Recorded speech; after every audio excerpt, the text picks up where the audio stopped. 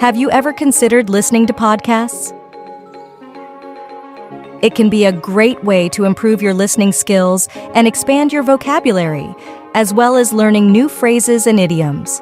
Additionally, by listening to how the hosts express their thoughts and ideas, you can improve your own conversational skills. There are countless benefits to listening to podcasts, and it's a fun and engaging way to learn something new. Before we begin this podcast, I'd like to start with a question. Have you ever experienced issues with overthinking?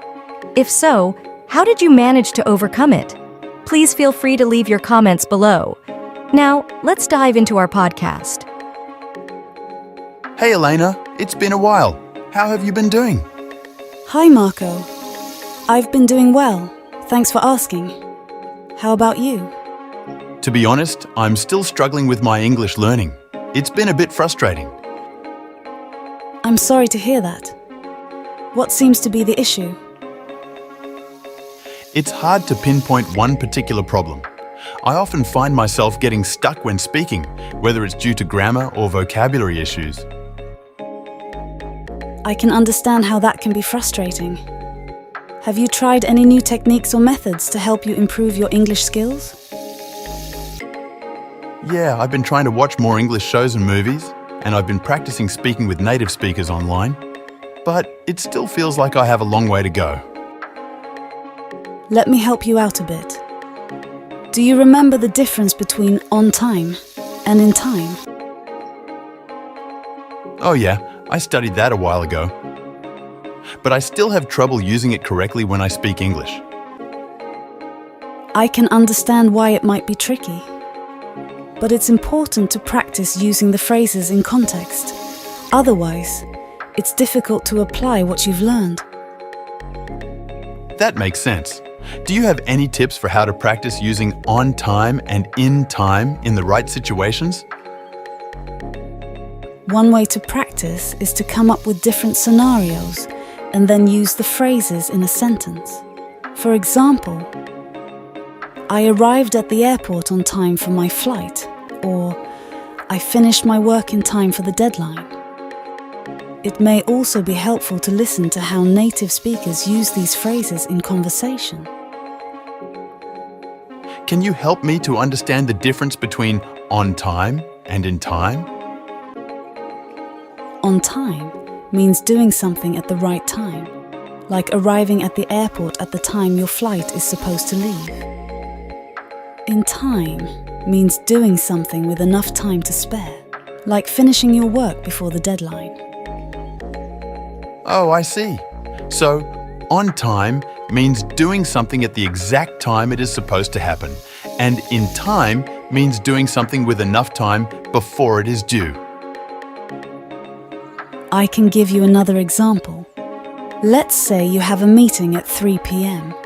If you arrive at 3 p.m., you're on time. But if you arrive at 2:45 p.m., you're in time. Oh, I see. So, if I arrive at the exact time of the meeting, I'm on time. But if I arrive a little early, I'm in time. Yes, that's correct. Being in time means you're not only on schedule, but you also have some extra time to prepare or get settled before the meeting starts. I get it now. Thanks for the helpful examples, Elena. I can teach you some phrases to improve your English skills. For example, if you want to thank somebody, you can say, "It's very kind of you," or "Thank you so much for doing that." That's helpful. What if I couldn't hear the last part of a phrase? How can I ask the speaker to repeat it? Good question. You can politely ask, "I'm sorry, I didn't catch the last word. Could you please repeat that?" Now, let's start the podcast conversation. Hey Marco, how are you feeling today? You called me last night and you seemed really worried. Is everything okay? Oh, hey Elena. Thanks for asking. Yeah, I was feeling a bit overwhelmed last night. Anything serious? Do you want to talk about it? I don't know, I've just been overthinking everything. every decision I make, every conversation I have. It's like my brain won't shut off. I understand. Overthinking can be really tough to manage, but it's great that you're looking for ways to handle it. Yeah, I just feel like my overthinking is excessive compared to other people. It's like I can't control my thoughts sometimes. It feels like I can't turn it off sometimes.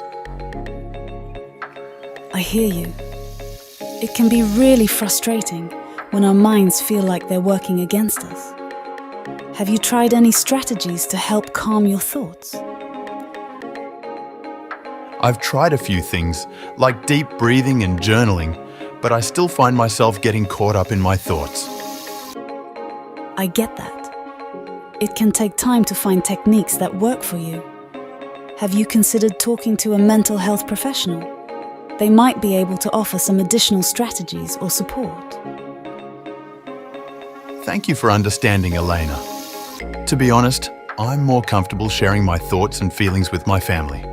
However, I'm a bit worried that they might get angry with me or think less of me if I open up to them. I hear you, Marco. It's natural to feel worried about how others may react to our thoughts and feelings. Have you talked to your family about your concerns? Not really. I guess I just don't want to disappoint them or make them feel like I can't handle things.